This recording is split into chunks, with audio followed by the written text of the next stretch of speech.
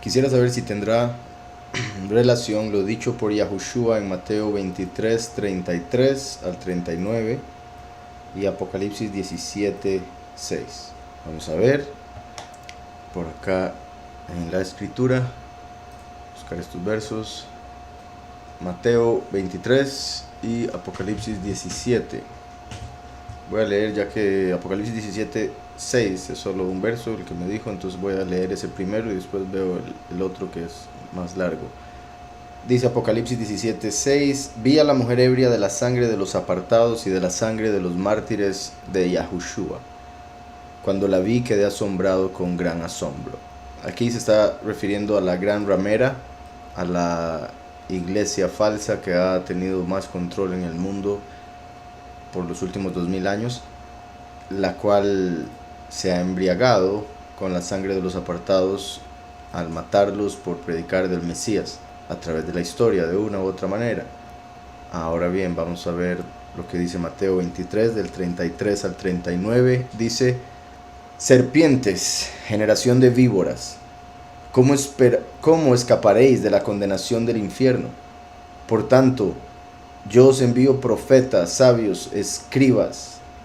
De ellos a unos mataréis y crucificaréis, a otros azotaréis en vuestras sinagogas y perseguiréis de ciudad en ciudad.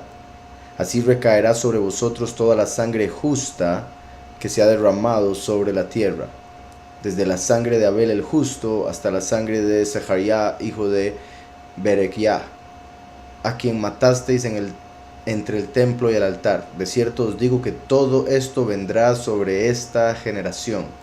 Vea que dice esta generación, está hablando de la generación del momento, el Jerusalén del momento, los fariseos del momento. Y sucedió en el año 70 cuando destruyeron el templo. Ahora, en un aspecto espiritual claramente sí se conecta, porque era el mismo espíritu el que es llamado la gran ramera, el que estaba influenciándolos a ellos como para atreverse a matar a Mashiach. Entonces, espiritualmente, proféticamente, sí hay relación, porque igual va a ser la iglesia falsa la que va a matar a los dos testigos en el fin de los tiempos. Entonces sí tiene conexión profética, pero también una histórica, y en ese caso se estaba refiriendo específicamente a los que estaban ahí, a los que habían matado a todos los profetas de los años anteriores a Mashiach, y que ahora iban a cerrar con broche de oro asesinando al Mesías mismo, al que había prometido la Torah en la que ellos decían creer. Por otro lado, en lo que habla de la gran ramera, ahí dice: vi a la mujer ebria de la sangre de los apartados y de la sangre de los mártires. De hecho, bueno, voy a terminar de leer Mateo y después voy de vuelta a Apocalipsis, a otro verso, pero dice aquí: Jerusalén, Jerusalén, que matas a los profetas y apedreas a los que te son enviados. ¿Cuántas veces quise juntar a tus hijos como la gallina junta sus polluelos debajo de las alas? Pero no quisiste. Vuestra casa os es dejada desierta, pues os digo que desde ahora no volveréis a verme hasta que digáis: bendito el que viene en el nombre de Yahweh. Entonces, imagino, no sé si tal vez lo habrá escuchado de algún lado o algo así, pero es común que mucha gente diga que la gran ramera es Jerusalén. Como ya he mencionado, el Jerusalén de hoy en día sí es falso, y el enemigo lo va a terminar usando al final como su base de operaciones. Pero aquí vemos que dice, bueno, Jerusalén, Jerusalén, que matas a los profetas, Jerusalén, Jerusalén, que matas a los profetas y apedreas a los que te son enviados. Y Yahushua fue a Israel, a donde habían ido los profetas, porque la salvación viene de los Yahudim. Entonces, Yahushua fue a Israel, le dice esto a esa generación de ese momento: en el fin de los tiempos el último va a las naciones. Entonces le habla a las naciones y se va a cumplir lo mismo, solo que con las naciones. Entonces, por otro lado, algo que menciono comúnmente y es muy importante es que en la carta de Pedro, al él despedirse, él menciona que estaba en Babilonia. Sin embargo, se sabe que estaba escribiendo desde Roma. Entonces eso muestra que Roma espiritualmente es Babilonia. Por otro lado, Apocalipsis 11, donde habla de los dos testigos, dice que los matan donde mataron a su soberano, o sea, Mashiach. El lugar que en sentido espiritual es Sodoma y Egipto. A Yahushua lo mataron en Jerusalén.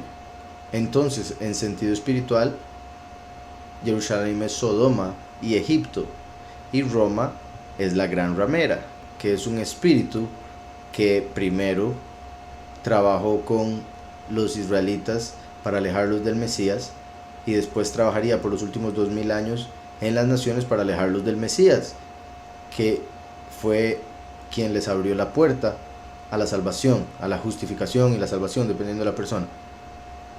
Entonces, la gran ramera es un espíritu diabólico que da doctrinas de demonios. Entonces eso ha creado todas las denominaciones que hay en el cristianismo falsas, y por los últimos 2000 años se han encargado de matar a todos aquellos que quieran acercar al mundo a la verdad.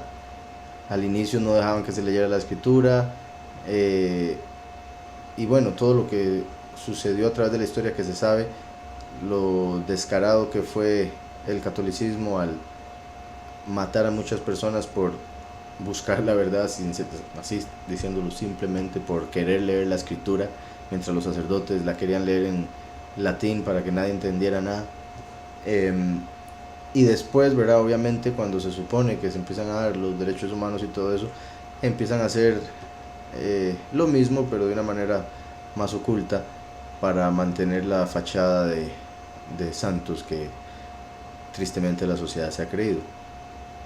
Bueno, no todos, claramente, pero cuando digo sociedad me refiero a los mismos que buscan la inyección como la salvación, los mismos que piensan que los Rothschild, Rockefeller y Bill Gates quieren lo mejor para la sociedad y para ellos y para su familia, etc. Todas esas personas me refiero. Entonces,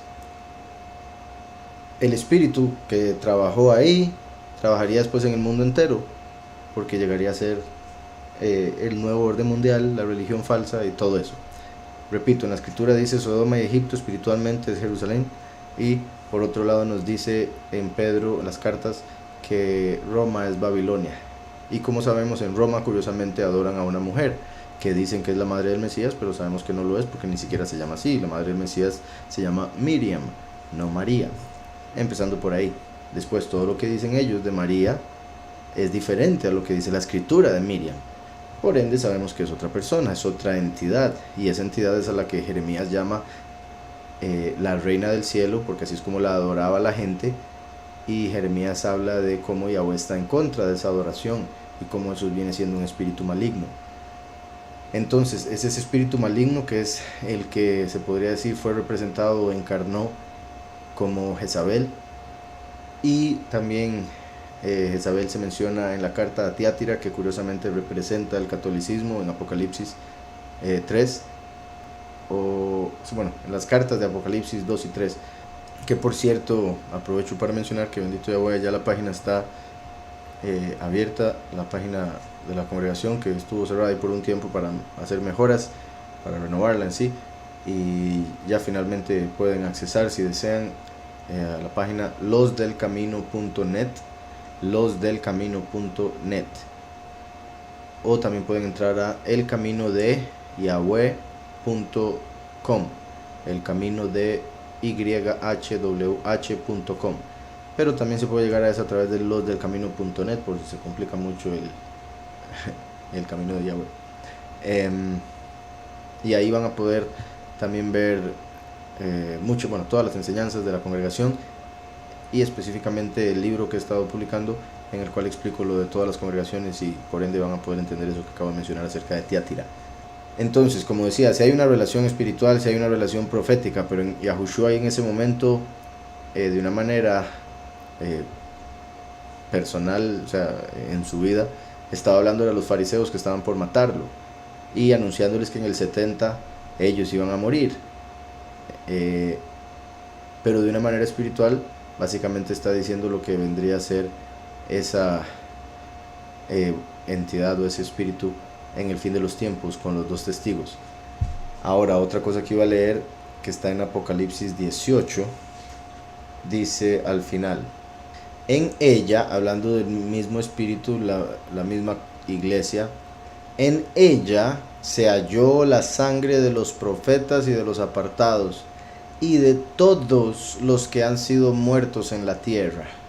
Ahí podemos ver que no se refiere a una ciudad como tal o a algo geográfico, como mucha gente lo cree con respecto a Jerusalén, siendo la gran ramera los que enseñan eso, puesto que en Jerusalén no han muerto todos los seres humanos que han muerto en la historia humana.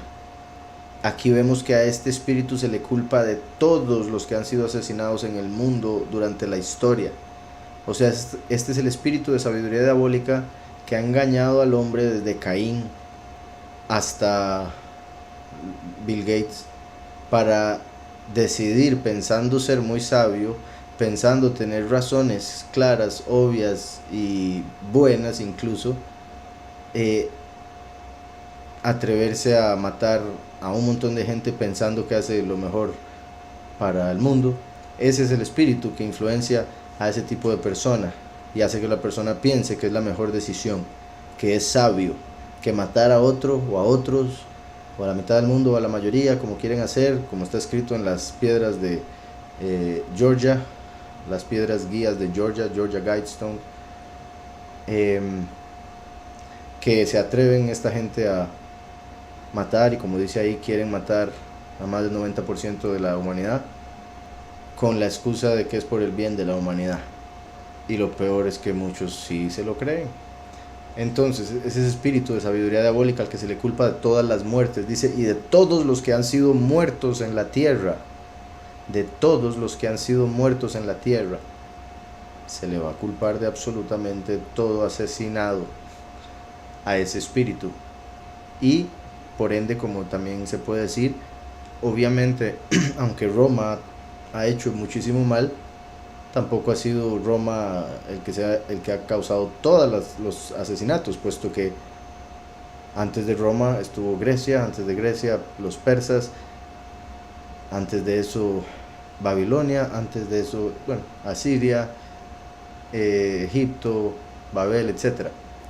Entonces, ¿cómo es que a esta gran ramera que algunos identifican como Jerusalén, otros como Roma, pero tristemente llegan a creer que se refiere solo a ese espacio de tierra o a la gente que está en esa organización X, sin entender que es un espíritu que ha influenciado a la humanidad durante toda la historia, y por eso se le culpa de toda muerte. Espero eso ayude o quede claro. Ponen acá también saber, hermanos, si la bestia donde está sentada la mujer de Apocalipsis 11:7 es la misma del 17:8. Apocalipsis 11:7 es la misma del 17:8. Vamos a ver. En Apocalipsis 11:7, que es el capítulo que habla de los dos testigos, entonces imagino se refiere a cuando los matan. Dice, cuando hayan acabado su testimonio, la bestia que sube del abismo hará guerra contra ellos, los vencerá y los matará. Aquí en cierta forma sucede algo similar a lo que mencioné con la pregunta anterior. Voy a leer el otro verso que me dijo y después leo uno extra para mostrar principalmente a quién se refiere. Dice Apocalipsis 17:8, la bestia que has visto era y no es, y está por subir del abismo e ir a perdición. Entonces sí, es exactamente la misma, la bestia que sube del abismo. Dice, los habitantes de la tierra, aquellos cuyos nombres no están escritos en el libro de la vida desde la fundación del mundo, se asombrarán viendo la bestia que era y no es y será. Yahweh es el que era, es y será. La bestia era, no es y será. Hay varias formas en las que eso se interpreta. Es un imperio que existió en el pasado, que se va a volver a levantar. Es una persona que reencarnaría o clonarían de vuelta para que vuelva a gobernar. Pero en sí, principalmente, la entidad a la que se refiere es la que vemos en Apocalipsis 9. En Apocalipsis 9 dice, el quinto ángel tocó la trompeta y vio una estrella que cayó del cielo a la tierra, y se le dio la llave del pozo del abismo. Abrió el pozo del abismo, y del pozo subió humo como humo de un gran horno, y el sol y el aire se oscurecieron por el humo del pozo. Del humo salieron langostas sobre la tierra, y se les dio el poder como el poder que tienen los escorpiones de la tierra. Ahí continúa un poco más, y en el verso 11 dice, sobre ellos tienen como rey al malaj del abismo, o al ángel del abismo, cuyo nombre en hebreo es Abadón, y en griego Apolión, cuyo nombre es Abadón, el destructor. Entonces ese Abadón que sale del abismo es el que va a influenciar a través de un ser humano, bueno, sí, va a influenciar a un ser humano para que se encargue de matar a los dos testigos. Entonces, por ejemplo, para que se entienda mejor, en Daniel está la bestia del fin de los tiempos, que es el gobierno mundial, y por otro lado el cuerno pequeño, que es el líder mundial, el que va a gobernar ese imperio que quieren levantar. En Apocalipsis se habla de la bestia, pero en este caso la bestia es ambos, el imperio, el gobierno mundial y la persona que lo representa. Entonces, una cosa es el espíritu que va a darle poder al imperio o al gobierno y que va a utilizar a la cara de ese gobierno como líder mundial. Entonces, el que va a influenciar, a controlar a ese hombre que es llamado la bestia, el cuerno pequeño, es Abadón, que sale del abismo en la quinta trompeta, y una de las influencias lo va a llevar a la bestia a formar una imagen, un cuerpo humano, para que Abadón pueda entrar en él y manifestarse en el mundo como el Cristo, y el mundo tristemente lo va a creer, porque va a estar el falso profeta diciendo que él es el Cristo. Entonces, ¿verdad? Porque por si algo, también en Apocalipsis 13 vemos que hay dos bestias. Uno es un líder político, otro es un líder religioso. El primer líder recibe la autoridad del dragón, o sea, de Lucifer, el poderoso de este mundo. Pero, como dije, después sale en la quinta trompeta Abadón y lo influencia para matar a los dos testigos. Y entrar después él mismo, Abadón, en una imagen. O sea, en un cuerpo humano, porque el hombre fue hecho a imagen y semejanza. En Apocalipsis 9 vemos que el quinto ángel toca la trompeta, sale del abismo un ejército, y el rey de todos ellos es Abadón, que todo indica sería Azazel, a quien Yahweh atrapó desde que descendió en el tiempo de Noah, que también curiosamente en el libro de Hanoc aparece que Yahweh culpa a Azazel de todo pecado del ser humano. Así como Yahushua perdona el pecado de todo ser humano, pagó los pecados de todos y los llevó al madero, Azazel se va a llevar la culpa, el castigo. Y curiosamente es ese Azazel el que quedó encerrado en el abismo, que va a salir en la quinta trompeta y va a entrar en un cuerpo para tomar el lugar, según él, del Mesías en la tierra. Así como Barrabás fue dejado libre mientras a Yahushua lo sacrificaron. Entonces, en Apocalipsis 9 sale Abadón, el que sale del abismo, y ese es el que se encarga de que el ser humano que está en la tierra gobernando, junto con la otra bestia, el falso profeta, maten a los dos testigos. Entonces, en sí, el resumen de la respuesta de la pregunta que me hizo, sí son el mismo, pero quería añadirle Apocalipsis 9 para que se comprenda que es una entidad aparte de un ser humano. No es solo un ser humano, es una persona en un nivel más bajo, ¿verdad? Ese sería el cuerno pequeño de Daniel. Una entidad espiritual que lo influencia, eso sería la bestia. Por eso también influencia al gobierno entero. Y por encima de eso, de esa bestia, está el dragón, que es el que, al ser el poderoso del mundo, les da la autoridad en este mundo a esos hombres que lo adoran, como cuando se le presentó a Yahushua y le dijo que si se hincaba ante él y le adoraba, él le daría todos los reinos del mundo, porque a él le fueron dados y él se los daba a quien él quisiese. Yahushua los rechazó, bendito Yahweh, porque así se ganó todo por encima de las pequeñeces de este mundo que ofrecía Lucifer. Mientras que estos hombres, llamados por ejemplo Illuminati, han decidido adorarlo para poder ganarse esas riquezas de este mundo, el oro y la plata y todo lo que se va a deshacer muy pronto con el fuego. Entonces, La pregunta decía, si la bestia donde está sentada la mujer de Apocalipsis 11:7 es la misma de 17:8. Así es. ¿Verdad? Estar sentado en algo es como estar apoyado, y como decía, se puede ver como ese espíritu, el Abadón, el destructor, que le va a dar fuerza de destrucción a la gran ramera para matar profetas, mártires y demás. Pero por otro lado está el hecho de que va a ser una religión, la gran ramera, que está apoyada por la bestia, o sea, el gobierno mundial. Entonces, como les digo, hay varias formas de entenderlo, pero en sí, en resumen, sí, son la misma. Él dijo que, ¿qué significan los 40 días que duró el diluvio?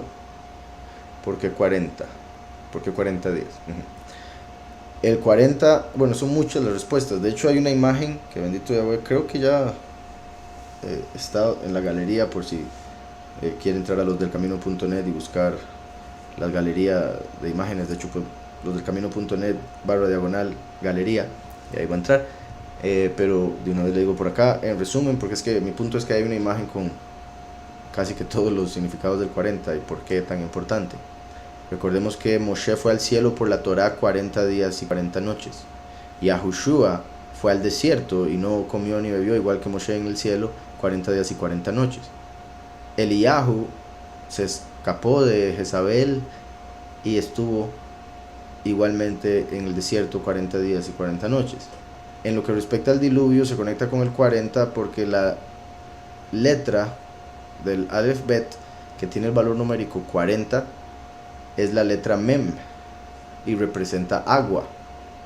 En el pictográfico, de hecho, son unas olas de agua, 3 olas. Entonces, la Mem representa agua, la Mem es 40, por ende, el 40 se conecta con diluvio de agua principalmente. Entonces, eso lo más claro, lo más directo, pero también representa purificación, el 40. Por eso se habla de cuarentena, que viene de 40. La purificación, ¿verdad? Pero ya llevan como 2 años y resto. Pero cuarentena se refiere a 40 y es purificación. Por eso, repito, los 40 días de Yahushua en el desierto para después ser tentado. Los 40 días de Eliyahu, de Moshe, y como menciona por acá, que se conecta también con el diluvio. ¿Qué significa el 40? También, ¿verdad? Como representa purificación, Yahweh a través del diluvio estaba purificando la tierra de todos los impíos que estaban en ella. Y representa la Mem una fuente. Entonces también como dando a entender las fuentes que se abrieron de las aguas para llenar la tierra. La Mem también representa a la tierra misma, pero con un hueco dependiendo de si es la Mem en el inicio de una palabra o al final. En sí, la letra final, cuando aparece la Mem al final, se dibuja diferente, se hace diferente.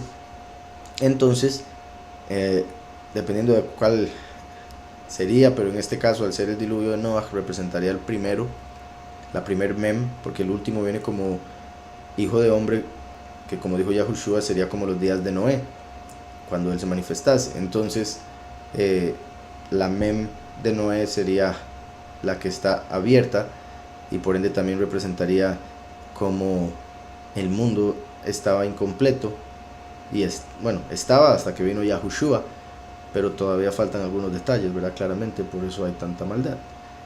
Entonces, eso entre otras cosas, pero sí el 40, principalmente purificación, agua, y por ende sí se conecta muchísimo. Y el número 7 del arco iris, ¿qué indica el 7?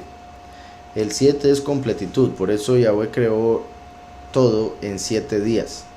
Lo separó en 7, porque obviamente él pudo haber creado todo en un instante, pero él decidió darnos una enseñanza a través de todo lo que él hizo. Así como uno me enseña mejor a través del ejemplo, Yahweh nos da el ejemplo de que en la creación, por ejemplo, iba y trabajaba de día, se devolvía en la tarde, y el séptimo día descansó. Entonces hizo la creación y la relata de esa manera en Génesis en 7 días para representar completitud. Completó la creación en esos 7 días, porque se puede incluir el 7 ya que en el séptimo día creó el descanso. El 7 representa completitud, principalmente, como he hablado antes, terrenal. El 10 representa completitud celestial o la perfección celestial, el número 10. El 7, completitud terrenal. Por eso la creación se hizo con 10 dichos a través de la palabra, lo celestial. El Padre a través del primero y el último, palabra y voz.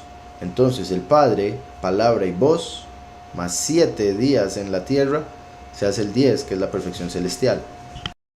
El 7 además se conecta con las 7 congregaciones que vemos en Apocalipsis 2 y 3. Se conecta con los 7 malachim de Yahweh principales. Se conecta con los 7 planetas que podemos ver con el ojo, ¿verdad? Sin ayuda de telescopios y demás. Y con respecto al arco iris, el arco iris es la luz separándose. Por ende vemos que la luz es una, como Yahweh es uno.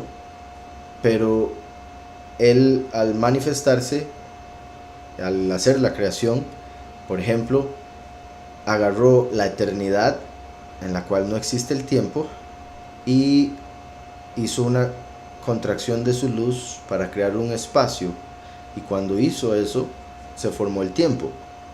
Entonces creó el tiempo, y por ende se puede ver como que de la eternidad después la separó en varios momentos. En el caso de Génesis, 7 días. Por eso la luz se separa en 7 colores. Representa los 7 cielos que hay en el segundo cielo, o sea, los cielos de los ángeles, que son 7. Como dije, los 7 ángeles que sirven a Yahweh. El hecho de que hay varios niveles de interpretar la escritura, de entender lo que Yahweh nos dice, así como la luz, repito, se separa en varios colores. También se conecta,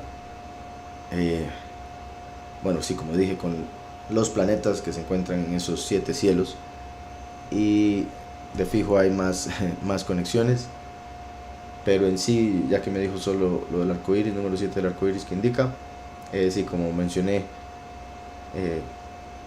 así como Yahweh separó el tiempo en momentos, ejemplificado por los 7 días, así separa la luz en 7 colores, que tienen una infinidad de tonos. Al igual que la luz de la Torah, la luz que es Mashiach, se manifiesta de una infinidad de formas, de maneras, y nos habla por todo lado, y incluso se puede decir que los 144,000, cada uno va a ser como un reflejo de esa luz, o un color diferente. Dice después por acá la hermana también, y la parte donde habla de la desnudez de Adán, me imagino que se refiere a Noah, no a Adán, o sea, a Noé. Bebió vino, se embriagó y quedó descubierto. ¿Puede explicar ese pedacito? Génesis 9, casi llegando al 10. Bueno, voy a leer a lo que se refería, pero no era ahí donde me dijo. Entonces, dice el 18, los hijos de Noah que salieron del arca fueron Shem, Cam y Yafet. Cam es el padre de Canaán. Estos fueron los 3 hijos de Noah, y de ellos se pobló toda la tierra. Después comenzó Noah a labrar la tierra. Entonces, los hijos de Noah, Shem, Cam y Yafet, es de donde vienen todas las naciones. Todos nosotros venimos de alguno de esos 3.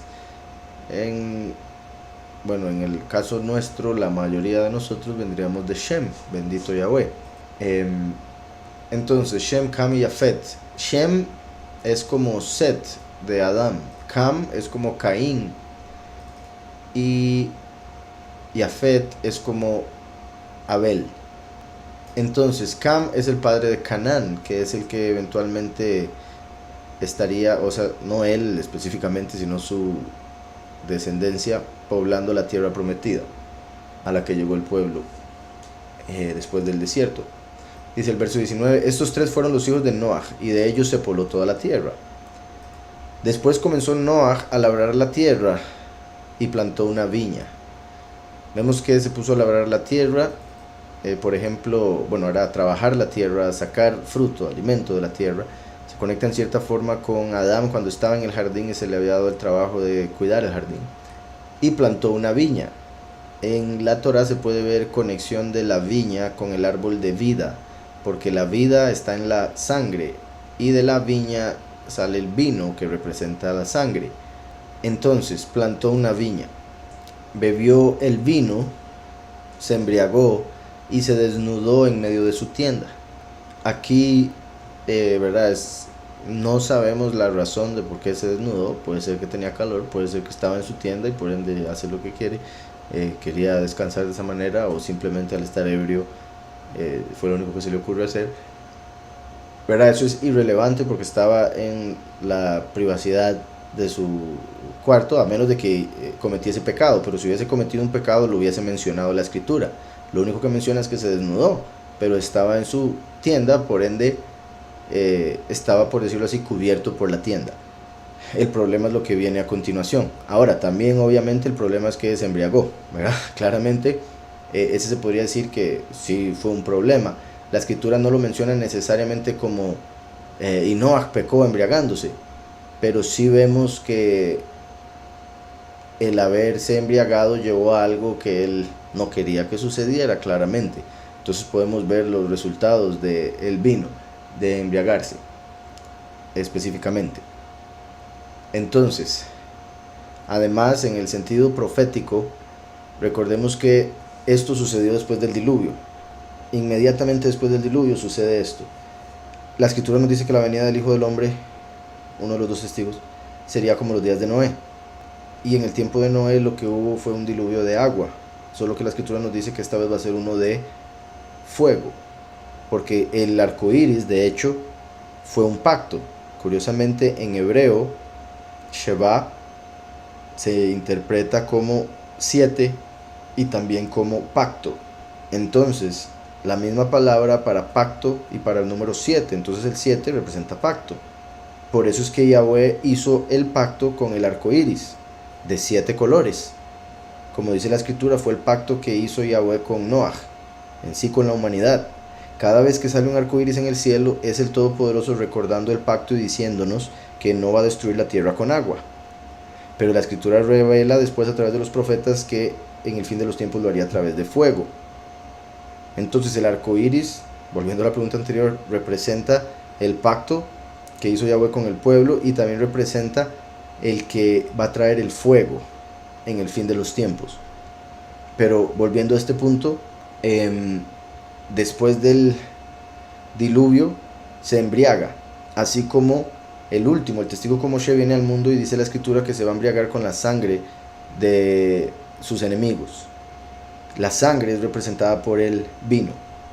Y además también dice la escritura que va a pisar el lagar de la ira de Yahweh, y por eso sus ropas se van a llenar de sangre.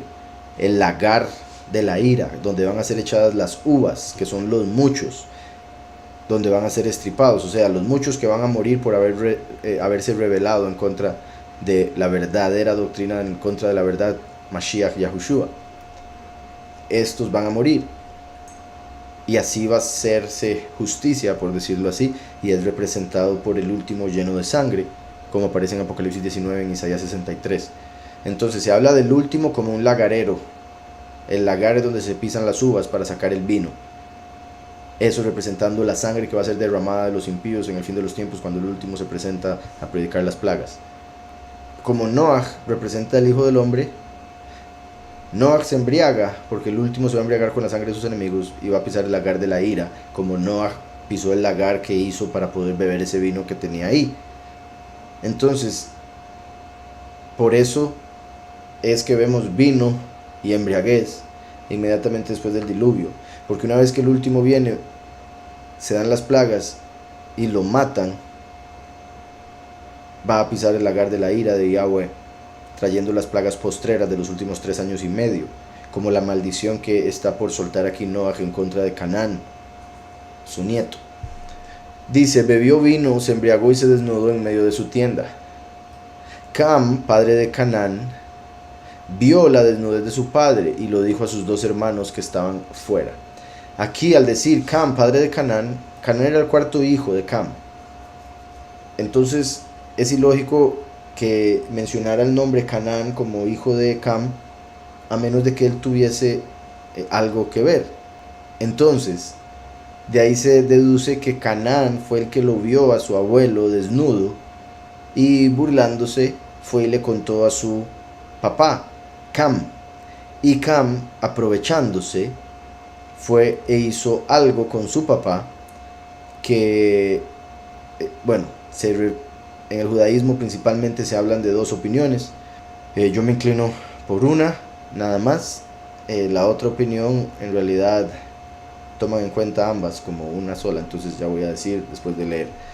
Dice, padre de Canaán, Cam, padre de Canaán, vio la desnudez de su padre y lo dijo a sus dos hermanos que estaban fuera. Entonces Shem y Jafet tomaron la ropa, la pusieron sobre sus propios hombros y andando hacia atrás cubrieron la desnudez de su padre. O sea, para no irrespetar a su papá no se atrevieron a verlo desnudo, porque también la Torah dice que eso es pecado, por si algo, pero en ese momento la Torah todavía no estaba escrita, pero eso muestra que la tenían en su corazón, porque entendían que no estaba correcto ver a su papá en esas condiciones, porque podían tener una mala imagen de su padre. O así, en general la escritura habla de la desnudez como la vergüenza, entonces era como verlo en vergüenza. Entonces Canaán lo ve, se burla, va y le dice a Cam, Cam aprovecha, va y hace algo y después va y le dice a sus hermanos, como si fuera, como dicen por acá, la gran gracia. Y Shem y Jafet, cuando se dan cuenta, van de espaldas con una manta para cubrirlo.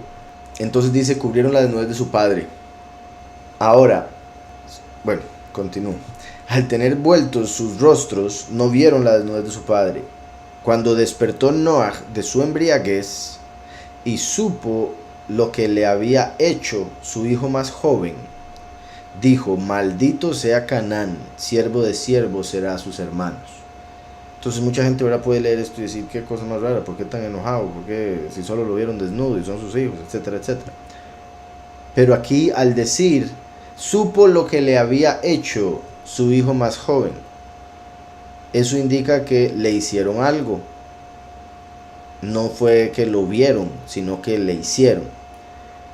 Además de haberlo visto, ya eso era vergüenza suficiente, humillación suficiente, sino que algo más le hicieron. Y hay dos opiniones acá. Una es que así como Caín, entre otras cosas, quería deshacerse de Abel porque no quería compartir la tierra con nadie más. Ahora es sorprendente, sabiendo hoy en día nosotros lo grande que es la tierra. Quién sabe si él pensaba que era solo unos 200 metros cuadrados o algo así, pero se habla de que él no quería compartir la tierra con nadie más, entonces esa fue una de las razones que lo impulsaron a matar a su hermano Abel. Por otro lado, aquí se habla de que Cam no quería dividirse la tierra entera con más de dos, ya dos eran suficientes, sus dos hermanos. Decía, ya la tierra se va a dividir entre tres, eso es demasiado. Entonces no quería que su papá tuviese más hijos. Entonces cuando su hijo Canaán le informa que está ebrio en la tienda, se habla de que él aprovechó y fue y lo castró. Le quitó la posibilidad de tener más hijos para no tener que dividirse la tierra con nadie más. Por eso diría aquí, supo lo que le había hecho su hijo más joven. El más joven. Hay quienes dicen que Cam no era el más joven literalmente, pero era el más joven o el más pequeño en importancia, lo cual se nota acá, en importancia espiritual, por decirlo de alguna manera. Por otro lado, se puede ver como el más joven, mostrando su inmadurez y el hecho de que no entendiendo la realidad y demás, se pensaba que no iba a tener suficiente al dividirse la tierra con más hermanos. Por otro lado, la otra opinión es que además de haberlo castrado, lo violó. Aparece al decir, entonces Shem y Jafet tomaron la ropa. Más bien el verso anterior dice, Cam, padre de Canaán, vio la desnudez de su padre. Hay ocasiones en las que ver la desnudez de alguien se conecta directamente con tener relaciones con alguien, es como un eufemismo. Entonces ahí hay quienes toman eso para decir que Cam violó a su papá, y de ahí el que diga, supo lo que le había hecho su hijo más joven, y por eso dijo, maldito sea Canaán. Ahora bien, aquí Canaán es el cuarto hijo, entonces de ahí se deduce que se le quitó la oportunidad a Noaj de tener un cuarto hijo. Por eso maldijo el cuarto hijo de Cam, para que fuese como si no lo hubiese tenido nunca. ya que Cam le quitó la oportunidad a Noah de tener un cuarto hijo. Y por eso dice, siervo de siervos serás para tus hermanos, o sea, esclavo de esclavos será a sus hermanos. Canaán se convirtió en esclavo de Jafet, y Jafet servía a Shem. Entonces, Canaán era un esclavo de esclavos.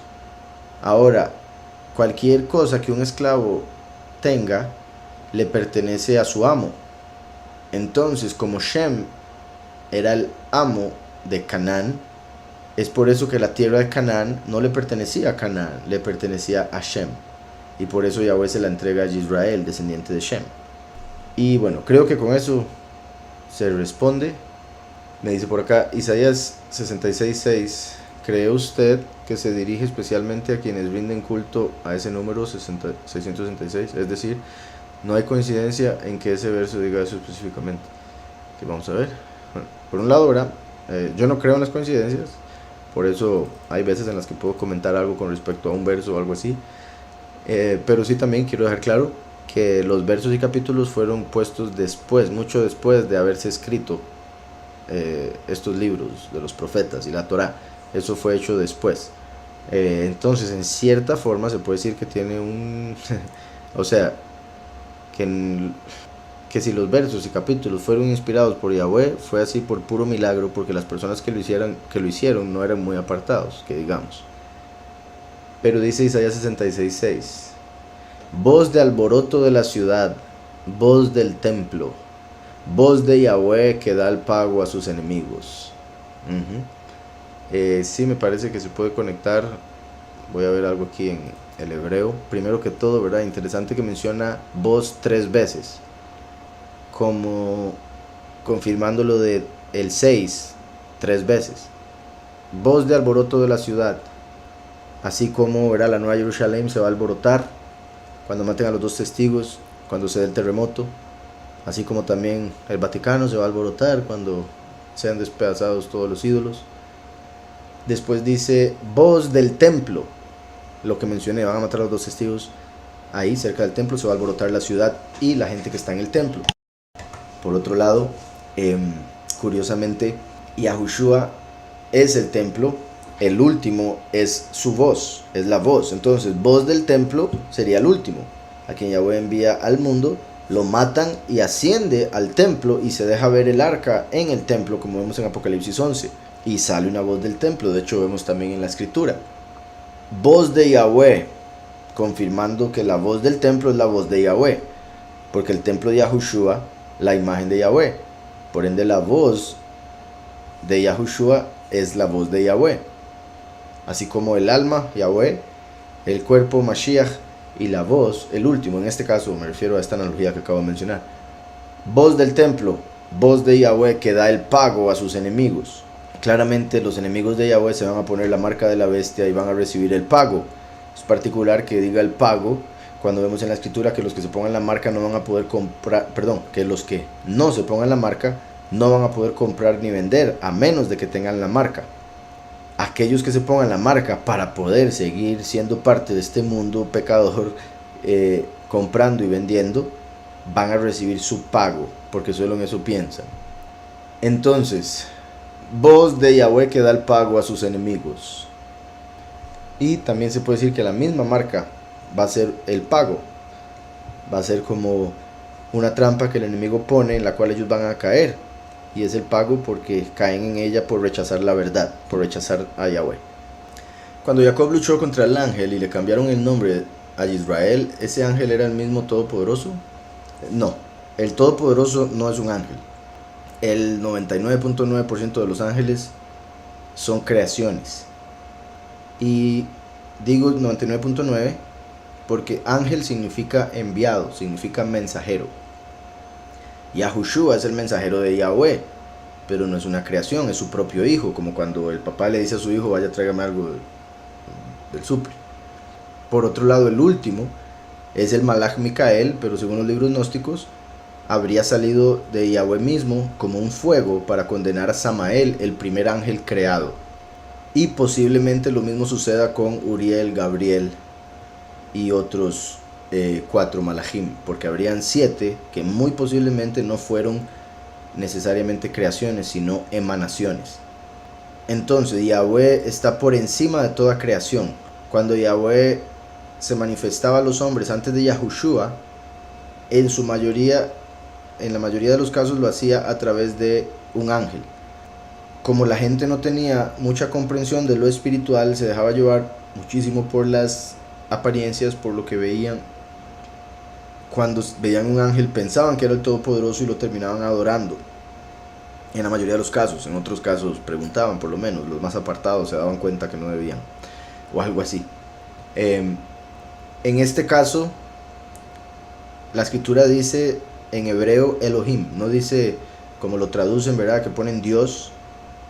Dios es un término, como ya he mencionado por acá muchas veces, que viene de Zeus, y Zeus es Satanás, según la escritura. Entonces por eso no utilizamos ese término aquí para referirnos al Todopoderoso, sino su nombre verdadero y los títulos correctos. Su nombre es Yahweh. Entonces, Yahweh envió un ángel para, se podría decir, probar a Hanoc, o permitió que un ángel fuera a ponerse como obstáculo. En sí fue el ángel de Esaú, que se llama Samael, el primer ángel curiosamente en haber sido creado, así como Esaú fue primogénito de Jacob, pero la primogenitura se le dio a su hermano Jacob, que salió después, así como a Micael se le da la primogenitura, a pesar de que Samael fue creado antes de que emanara Micael para condenar a Samael. Entonces, Samael, como ángel de Esaú, Esaú tenía pleito con Jacob, iba a buscarlo para matarlo. Entonces, antes de él encontrárselo, el malaj de Esaú se lo encuentra y trata de vencerlo, pero no puede. Jacob, al ser apartado y demás, lo logra vencer, y el ángel por eso dice: es que has vencido a hombres y a ángeles. Dice Elohim, lo cual es muy poderoso, significa poderosos. Y eso representa que el último sería como Jacob y pelearía contra el poderoso de este mundo y lo vencería en el fin de los tiempos, en Apocalipsis 12, cuando Micael asciende a los cielos y saca a Lucifer del cielo, al dragón, el cual cae a la tierra y se hace pasar por el Mesías. Entonces, en sí la pregunta, cuando Jacob luchó contra el ángel y le cambiaron el nombre a Israel, ¿ese ángel era el mismo todopoderoso? No, no era el mismo. Ese era un siervo de Yahweh llamado Samael, que quería interponerse para tratar de destruir a Jacob, puesto que estaba defendiendo, por decirlo así, a Esaú, o siendo enviado por Esaú, por sus emociones, por su deseo de destruir a Jacob. Si la relación de los nombres Micael, Rafael, Gabriel se deben a él, o sea, Elohines, y ellos son seres interdimensionales, bueno, me imagino que eso es, bueno, no sé si le entiendo la pregunta, pero sí, o sea, Micael quiere decir quién como el poderoso. Rafael significa la sanidad del poderoso. Gabriel significa el guerrero del poderoso o la valentía del poderoso, entre otras cosas que se le pueden dar de interpretación a ese nombre. Entonces, se puede utilizar el término Elohim con respecto a ellos porque Yahweh les dio poder, por ende son poderosos. Elohim es un título.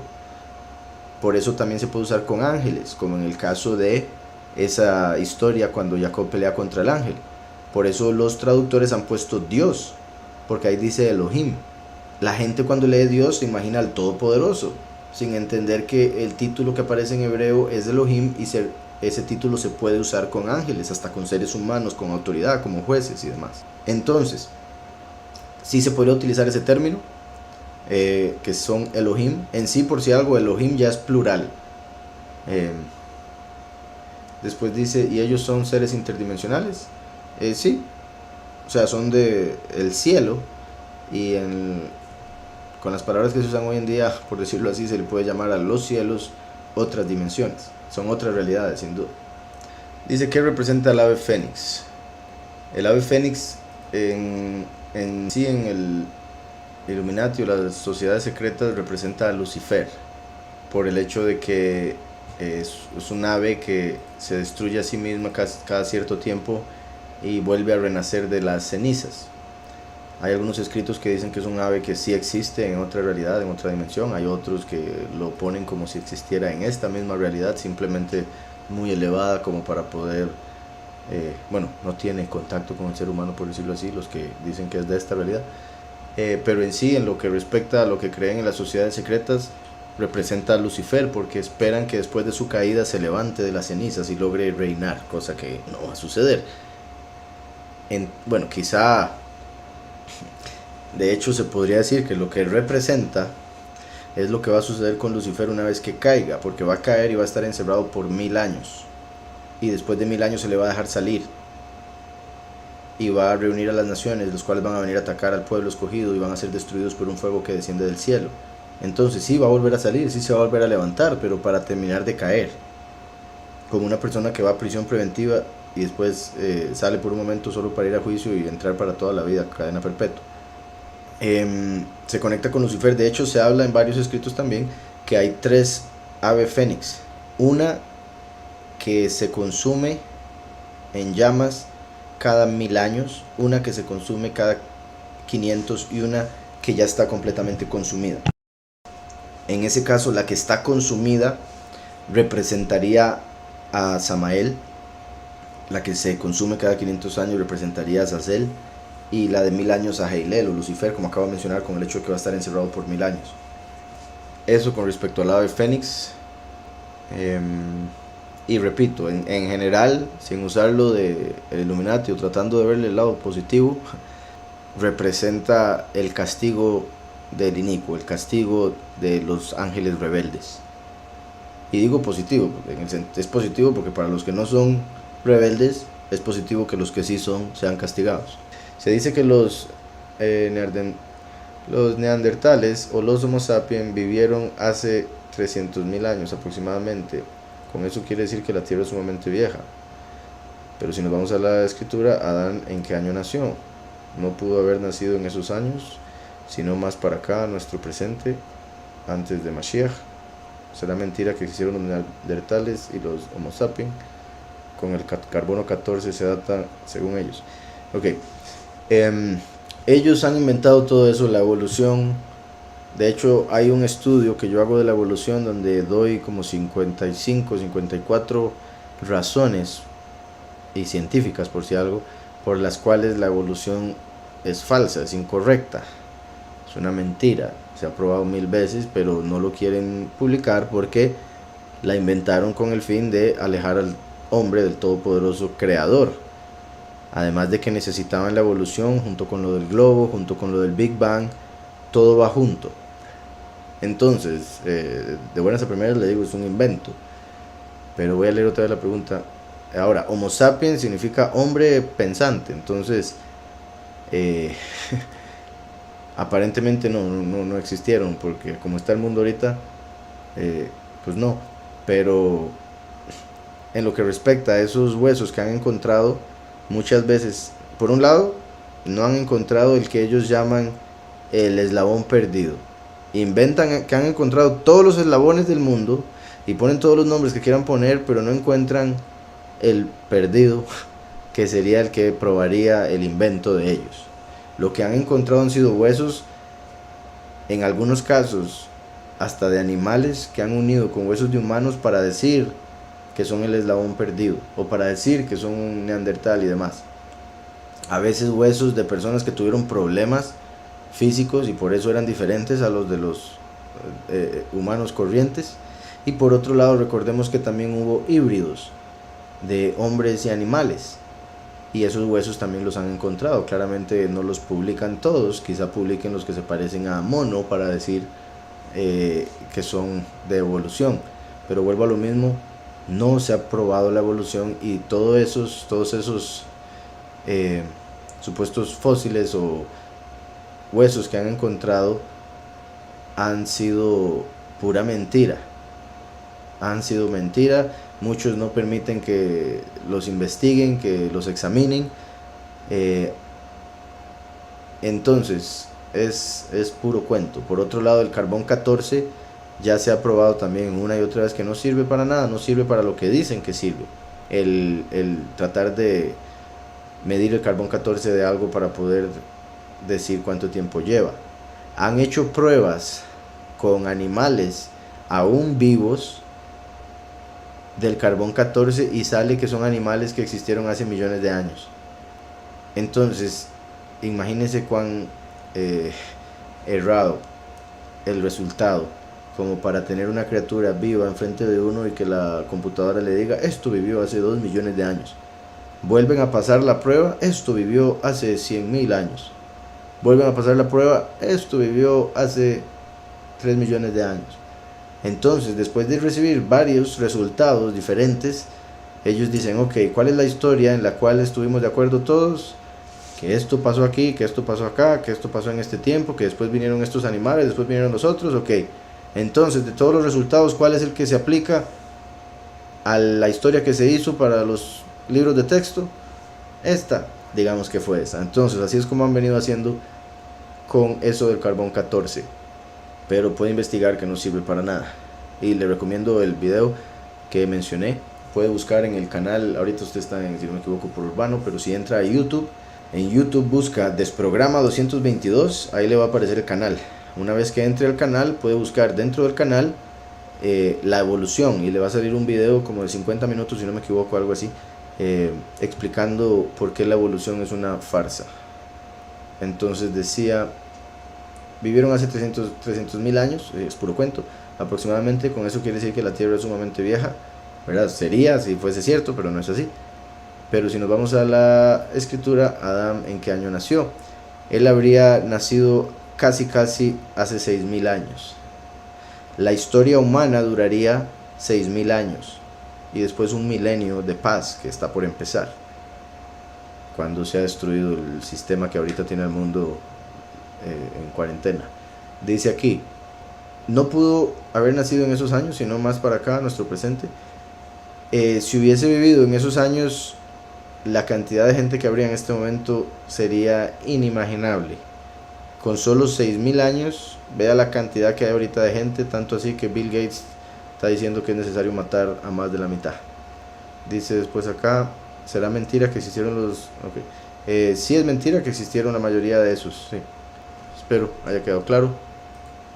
¿Cómo explicarle a un cristiano el hecho de que Yahweh no hace acepción de personas, pero escoge 144.000 para ser salvos? Es algo que he explicado varias veces, comparando lo que es hacer acepción de personas y tener favoritos. Hay mucha gente, en sí la mayoría, y me imagino que todos los que le den ese argumento o algo en contra de que Yahweh escoge 144.000, el favor de Yahweh viene a través de Yahushua HaMashiach. La escritura dice que en el inicio reinó la muerte, después vino la ley y los profetas, y con el Mesías vino la verdad y el favor. El favor. Entonces, cuando uno tiene el favor de Yahweh, se vuelve favorito.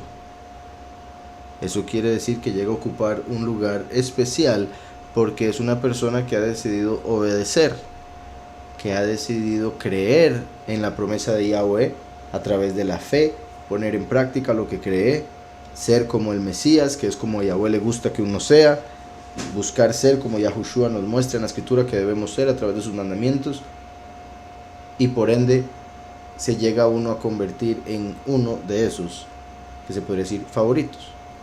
Pero repito, eso no es hacer acepción de personas, que es lo que mucha gente cree.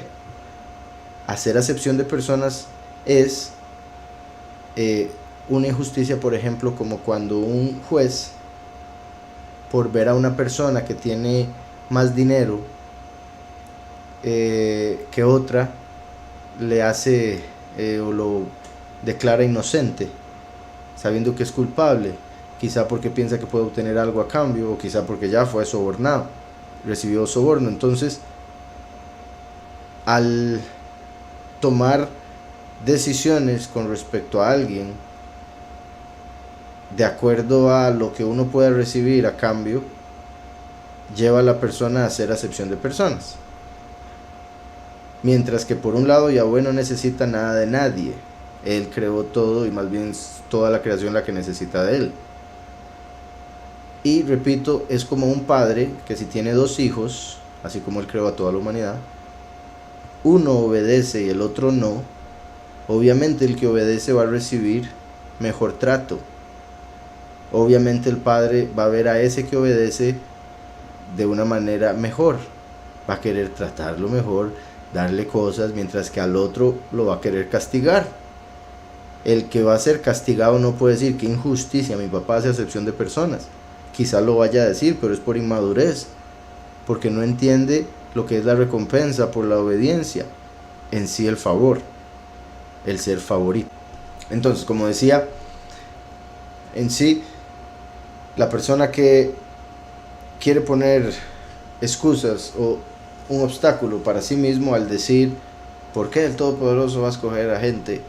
Esa persona al decir eso se está sacando del grupo, tristemente, por falta de conocimiento y por otro montón de razones. Hay gente, y me ha pasado, de hecho está con un familiar, que uno les cuenta y dicen, yo prefiero ser de los muchos que mueren. Y es solo para no darle la razón a uno, es solo para no aceptar lo que está escrito, que dicen, quiero seguir en este mundo, quiero seguir en esta vida, y toman las bendiciones del Padre como maldiciones, en el sentido de que Yahweh da la bendición a la humanidad de poder ocupar un lugar como uno de los escogidos, pero la mayoría de la gente, porque tristemente así es, ve eso como, en cierta forma, como usted lo acaba de mencionar, como acepción de personas.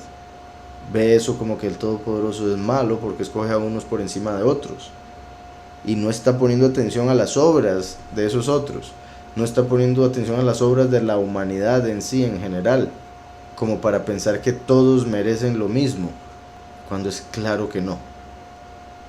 Entonces, ¿cómo explicarle a un cristiano el hecho de que Yahweh no hace acepción de personas, pero escoge 144.000 para ser salvo? Espero que con eso que mencioné quede claro. Dice por acá, pregunta, ¿los dos testigos en qué país van a estar predicando y en qué país los matarán? En el cristianismo, primero que todo, piensan que los dos testigos van a bajar del cielo y piensan que va a salir fuego de sus bocas, literal. Bueno, no todos, pero muchos de ellos. Y piensan que van a predicar solo en Jerusalén. La escritura no dice que vayan a bajar del cielo y no dice que vayan a predicar en Jerusalén. Menciona Jerusalén en el capítulo para cuando los matan, y el hecho de que después de que los maten van a pisotear la tierra apartada, pero antes de eso no menciona Jerusalén. Yahushua vino en Jerusalén, vino en Israel, predicó en Israel. La escritura habla de que el último sale entre las naciones, por ende lo más lógico es que los dos testigos salgan entre las naciones, y van a ser conocidos por el mundo entero, van a ser escuchados por el mundo entero, porque las buenas nuevas del reino tienen que ser llevadas al mundo entero y después llega al fin.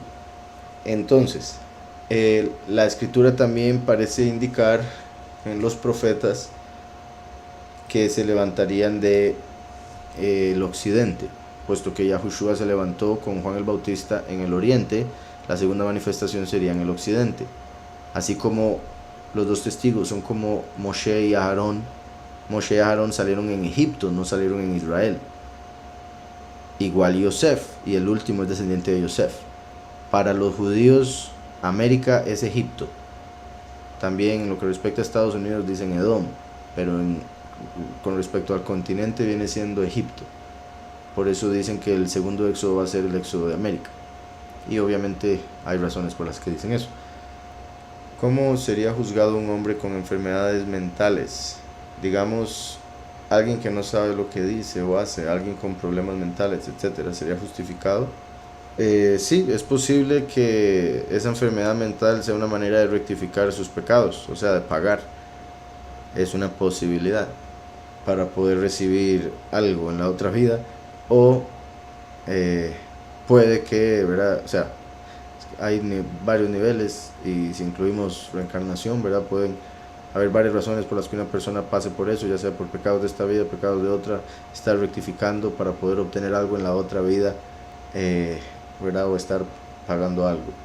Y obviamente Yahweh tiene claro cuando una persona, o sea, cada persona va a ser juzgada según lo que sabe, según su capacidad, según sus talentos.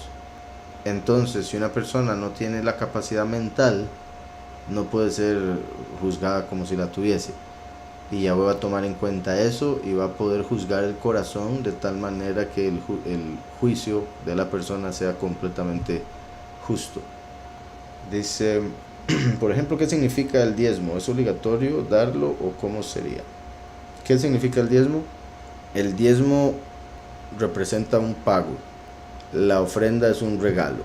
Entonces hay dos cosas que vemos en la escritura que el pueblo lleva al Todopoderoso a través de los sacerdotes. Y esos son diezmos y ofrendas. Entonces, como dije ahora, cuando me preguntó acerca del 7, el 7 representa completitud terrenal, el 10 representa completitud celestial. En este caso, diezmo, ¿verdad? Es la décima parte del total de lo que recibe, que el Todopoderoso le envía a través de su trabajo. Y el 10 representa el 100. Entonces, es una representación de que la persona confía en Yahweh y sabe que todo lo que recibe viene de Yahweh. Entonces le da un 10% que viene siendo como devolvérselo al Padre. Y el Padre, como no necesita nada, entonces dice que esa es la porción que Él entrega a los sacerdotes. Porque los sacerdotes se dedican a estudiar, deberían, y enseñar para llevar a las personas al Padre, para acercar a las personas al Todopoderoso. Entonces, como la enseñanza es un alimento espiritual, un alimento para el alma, para poder llegar a la vida eterna, la persona que recibe alimento espiritual para llegar a la vida eterna debería proveer alimento físico para la vida temporal de la persona que se dedica a trabajar y usar el tiempo, en vez de para hacer dinero, lo usa para aprender y ayudar a las personas a conocer al Todopoderoso. Entonces ese es el fin, pero también por eso es que la persona, como dice la escritura, que toda ofrenda debe darse con sal. Se refiere, entre otras cosas, a sabiduría. La persona debe saber en qué ministerio está y a quién le estaría dando, y para que sepa, o sea, que va a ser usado para lo que espera, ¿verdad? Para ya sea el bien de la persona que está buscando el bien de la congregación, así como también porque esos diezmos y ofrendas se usarían para que la misma congregación crezca, se fortalezca, y tenga los gastos que necesita la congregación, en el sentido de si hay alguien necesitado en la congregación, que se le pueda ayudar con el diezmo, o sea, que se le pueda ayudar con lo que en sí la congregación o el pastor haya recogido de esa manera, que pueda ayudar a los que tengan necesidad, así como por supuesto para las cosas, digamos, si hay una congregación, en la congregación van a necesitar agua, van a necesitar sillas, van a necesitar ¿verdad? Baños y todo lo que hay en el baño, van a necesitar, dependiendo de la congregación y demás, algunas cosas que sí son necesarias. En algunas otras congregaciones lo que quieren son lujos, eso ya es otra cosa. Y ahí es donde digo que se necesita hacer la ofrenda o diezmo con sal, o sea, con sabiduría. Si una persona no confía en el pastor al que escucha para la vida eterna, no le confía su diezmo, no le confía ni un 5, porque dice, no, que le va a estar ayudando plata a este hombre, no ve que es esto y lo otro. Entonces, si no confía un dinero que es algo completamente terrenal, temporal, ¿por qué le está confiando el alma que es eterna? Eso muestra que o no tiene fe o está muy mal de la cabeza la persona. Entonces, por eso las personas deberían estudiar bien, por un lado, la escritura, por supuesto, para poder saber y estudiar el lugar donde se encuentran, la congregación a la que asisten, el pastor al que siguen, etcétera, etcétera, y de estar convencidos de que el pastor busca lo mejor y está buscando la escritura y guiando de la mejor manera y todo lo demás. Pues bendito Yahweh, a esa es la persona que debería, ya que está recibiendo un alimento espiritual de ese hombre o congregación, debería devolver o dar los diezmos que Yahweh pide, como lo menciona en Malaquías, donde también dice, yo, Yahweh, no cambio. Hay mucha gente que dice que la ley del diezmo cambió, pero Yahweh dice, yo no cambio. Entonces, son las personas que dicen eso para tratar de no tener que dar nada. Si alguien no sabe a quién le puede dar el diezmo, pero quiere darle el diezmo al Todopoderoso y no tiene un guía espiritual, entonces lo puede hacer con los pobres. La escritura dice que el que le da al pobre le presta a Yahweh. Entonces, si una persona no tiene un guía espiritual hasta el momento y quiere darle diezmo al Padre, quiere cumplir con eso, lo puede hacer dándolo a los pobres. Entonces, la pregunta decía, ¿qué significa el diezmo? ¿Es obligatorio darlo o cómo sería? Sí, es obligatorio en el sentido de que es un mandamiento, pero Yahweh nos dio el libre albedrío, las personas pueden hacerlo o no.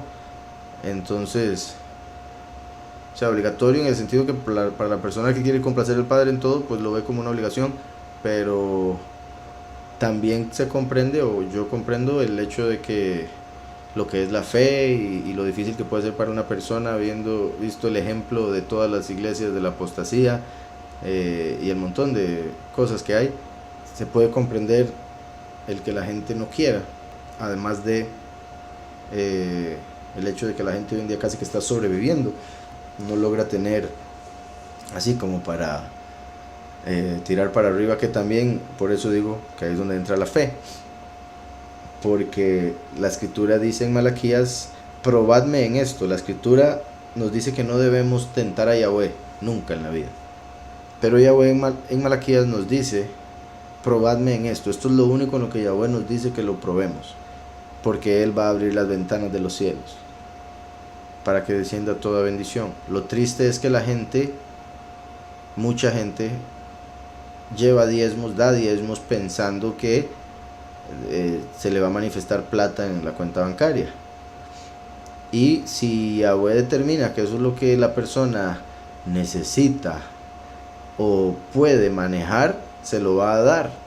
Pero eso es completamente secundario, a la par de lo que es conocimiento, revelación, entendimiento, el poder conocer al verdadero poderoso, el poder saber cómo mejorar la vida, el poder saber cómo ser feliz, el poder saber qué pasos tomar para llegar a tener orden en la vida, etcétera, etcétera. Todo eso son cosas que valen mucho más que dinero, pero mucha gente lo que quiere es dinero. Entonces les valen las enseñanzas de los pastores, lo que quieren es el intercambio, como diciendo, yo le doy plata a la iglesia y como ellos dicen, Dios me va a dar plata. Y ahí en realidad lo que están adorando es el dinero, la plata. Y por eso es que en Isaías 65:11 dice que dejaron a Yahweh para adorar a Gad. Curiosamente como llaman a Dios en inglés, Gad. Como dicen el billete de $1, que ellos confían en Gad.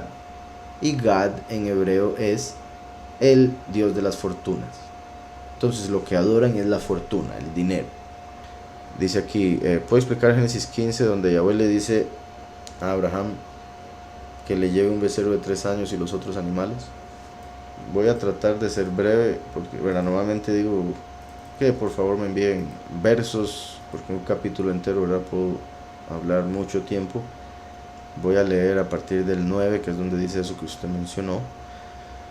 Dice, Yahweh le dijo, tráeme una becerra de 3 años, una cabra de 3 años y un carnero de 3 años, y una tórtola y un palomino. La tórtola y el palomino representan el espíritu de verdad y el espíritu de profecía, la venida del primero y la venida del último. Por eso cuando Yahushua fue inmerso en el agua o bautizado bajo una paloma, y era el espíritu. Una becerra de 3 años, voy a ver un momento aquí en el hebreo este verso 9. Una becerra como los muchos, que son representados por la vaca roja. En el inicio del milenio, que es cuando se va a dar la cosecha, donde van a morir los muchos y los pocos van a ser transformados, ese milenio vendría siendo el inicio del tercer milenio después de Mashiach haber venido al mundo a morir. El inicio del tercero, el inicio apenas, pero sí ya el tercero, como aquí 3 años de la becerra, una cabra de 3 años y un carnero de 3 años. Normalmente, por ejemplo, el último es representado por un becerro, Yahushua por un macho cabrío y Eliyahu, el testigo Eliyahu, por un carnero. Aquí por ende este carnero se puede conectar con Eliyahu, y la becerra como la congregación de los muchos, que está bajo el testigo como Moshe, que es como un becerro, y la cabra, la congregación de los pocos, que está bajo Yahushua, que es un macho cabrío, el de Yom Kippur. Testigo como Moshe es el becerro de Yom Kippur. 3 años y 3 años hacen 6, claramente. como el número 6 que representa al Hijo del Hombre, primero y último. Ambos, incluso Eliyahu, estarían muertos 3 días y medio, 3 días y 3 noches, Yahushua, como dice la escritura con respecto a la señal de Jonás que él cumplió. Entonces se puede ver una becerra de 3 años, los muchos; una cabra de 3 años, los pocos; un carnero de 3 años, Eliyahu; y una tórtola y un palomino, primero y último. Espíritu de verdad y espíritu de profecía. Lo que representan. En ese momento era Yahweh permitiendo estos sacrificios como un reflejo profético para nosotros comprender parte de lo que ahorita estoy explicando, que sucedería a través de Yahushua y los 2 testigos por la congregación de los muchos y de los pocos. Ahora, por si algo, cuando se ponen las cabras en comparación con las ovejas son los pocos, las cabras son los muchos. Dije de los muchos como la becerra por la vaca roja, y porque, una vez más, si vemos ovejas en comparación con vacas, las vacas son los muchos, las ovejas son los pocos. Las cabras y las ovejas son muy similares, por eso se podía traer un cordero de los machos cabríos o de las ovejas. Yahushua representa a ambos: el macho cabrío de Yom Kippur sacrificado y el cordero de Pesaj. Por eso puse a los pocos representados por la cabra, y no al revés, y también por el hecho de que el último viene como el becerro. Un carnero de 3 años, también por si algo, ¿verdad? Yahushua era el cordero de 1 año, el cordero es de 1 año para abajo. Aquí vemos que tenían 3 años cada uno, que se conectan con esos 3 milenios, ya el tercer milenio en el que se cumple ya todo, e incluso los 3 milenios que habrían desde Yahushua hasta el juicio final. Ahí sí hay 3 milenios completos, desde Yahushua hasta el juicio final, como se menciona también en Oseas 6, de que habrían 3 milenios hasta la segunda resurrección, donde se da el juicio final. Entonces, becerro de 3 años, una cabra de 3 años y un carnero de 3 años. También se podría ver el carnero como el líder de esas 2 congregaciones, puesto que el carnero, al tener cuernos, representa autoridad. Y una tórtola y un palomino. Son 3 animales en total, 5 animales en total si contamos la tórtola y el palomino, como los 5 libros de la Torá, que es un pacto que Yahweh hizo con el hombre. Y aquí Yahweh le está diciendo a Abraham que haga esto para sellar el pacto que había acabado de hacer con él acerca de enviar un hijo a través de Abraham a este mundo, una semilla que sería el Mesías. Dice: tomó Abraham todos estos animales, los partió por la mitad. Este se llama el pacto de las mitades. Curiosamente, esto se cree que sucedió en la mitad del mes en la constelación de Géminis. Entonces, como sabemos, Géminis es representado por 2 gemelos, pero el símbolo es 2 pilares, como Shimshon cuando estuvo entre los 2 pilares. Aquí Abraham está pasando a través, o está por pasar a través de 2 mitades de animales que había él sacrificado para sellar el pacto, que representaba el sacrificio del primero, el último y el Eliyahu a través de la historia humana, para traer la justificación y la salvación. Entonces dice: tomó Abraham todos estos animales, los partió por la mitad y puso cada mitad enfrente de la otra, pero no partió las aves. Esto es similar a lo que Yahweh después revela que se hacía en el templo. No partió las aves, como el primero y el último, manteniéndose unidos, por decirlo así, porque lo que mantenía, por ejemplo, la cabeza del ave quedaba guindando, pero quedaba unida todavía el cuerpo, así como la verdad, así como, ¿verdad?, Yahushua HaMashiach, que es uno con el Padre. Por más que lo mataron, no pudieron dividirlo, separarlo de su herencia, de su poder, representado por la cabeza. Entonces dice: puso cada mitad enfrente de la otra, pero no partió las aves, y descendían las aves de rapiña sobre los cuerpos muertos, pero Abraham las ahuyentaba. Eso se conecta con los exilios que pasaría el pueblo en sí se conecta con los ángeles caídos que vendrían a la tierra a hacer doctrinas falsas. Descendían aves de rapiña sobre los cuerpos muertos, pero Abraham las ahuyentaba. A la caída del sol, fin de los tiempos, cayó sobre Abraham un profundo sopor, y el temor de una gran oscuridad cayó sobre él, la gran tribulación, el fin de los tiempos. Entonces Yahweh le dijo: ten por cierto que tu descendencia habitará en tierra ajena, será esclava allí, será oprimida 400 años. Esto todo el mundo lo interpreta como Egipto, pero Israel no estuvo esclavizada en Egipto por 400 años, fue mucho menos.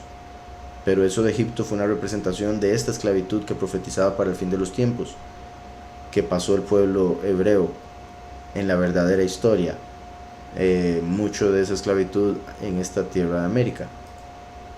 Dice aquí: pero también a la nación a la cual servirán juzgaré yo, como está por suceder, y después de esto saldrán con gran riqueza. Tú, en tanto, te reunirás en paz con tus padres y serás sepultado en buena vejez, y tus descendientes volverán acá en la cuarta generación, porque hasta entonces no habrá llegado a su colmo la maldad del amorreo. El amorreo representa a Lucifer en este caso, porque es el que acusa. El amorreo significa el que habla.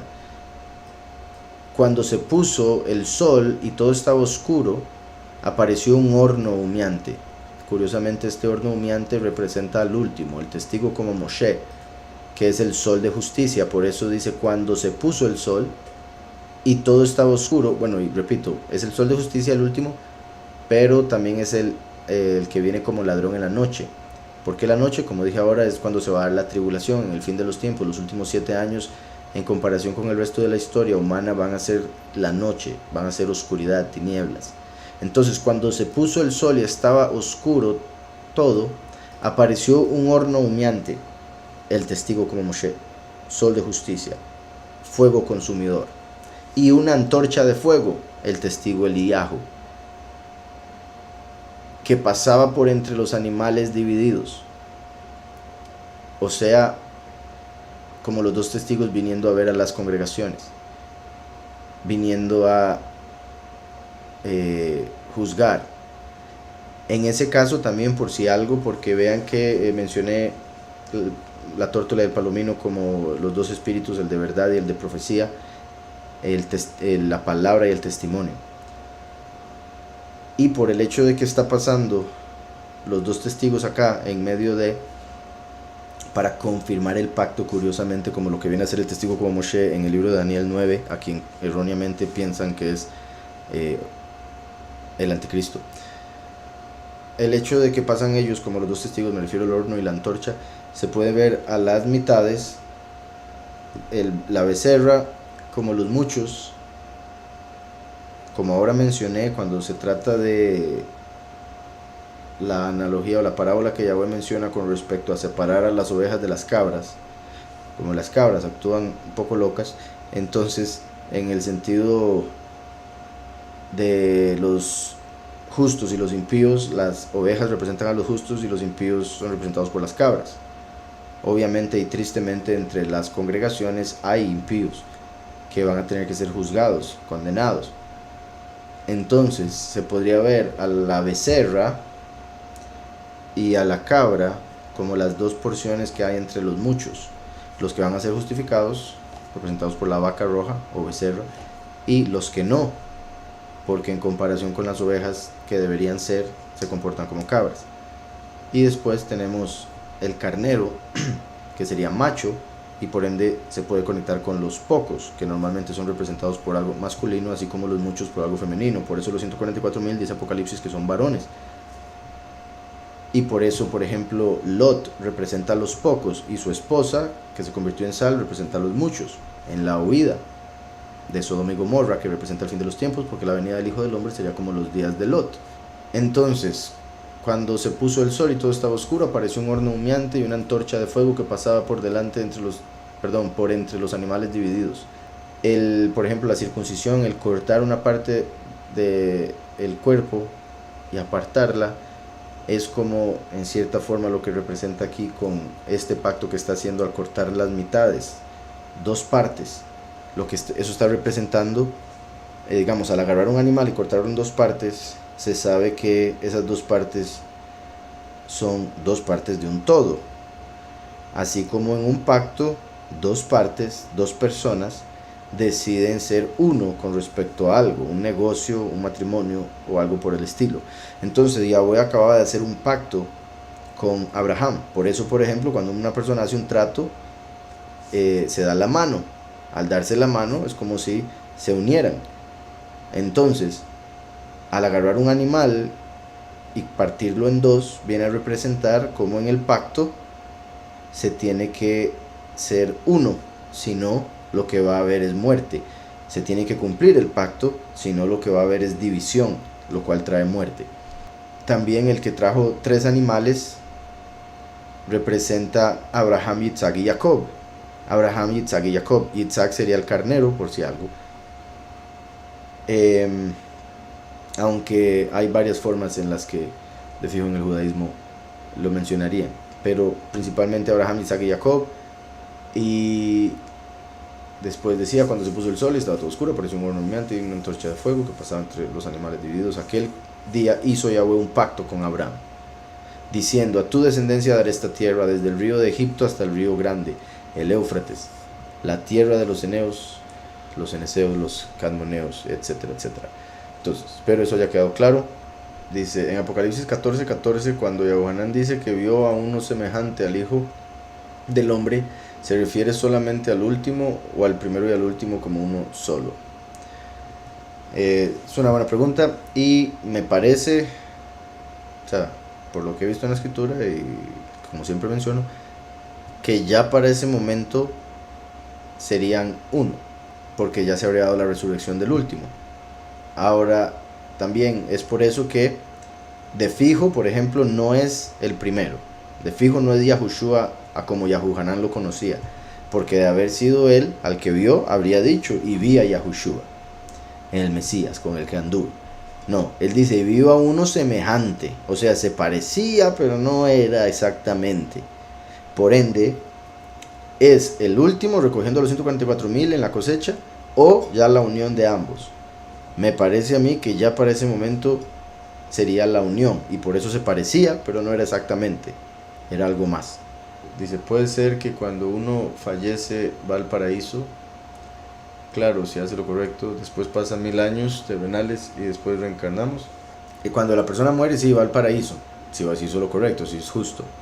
Y Yahweh es el que determina si vuelve o no, si es necesario que vuelva o si sería positivo para su alma volver. Entonces lo envía, pero no necesariamente serían 1000 años, pueden ser pocos años, pueden ser meses o pueden ser 2000 años. O sea, no he visto nada, al menos hasta el momento, que diga un cierto determinado tiempo que tenga el alma que estar definitivamente ahí en el paraíso o en el Seol.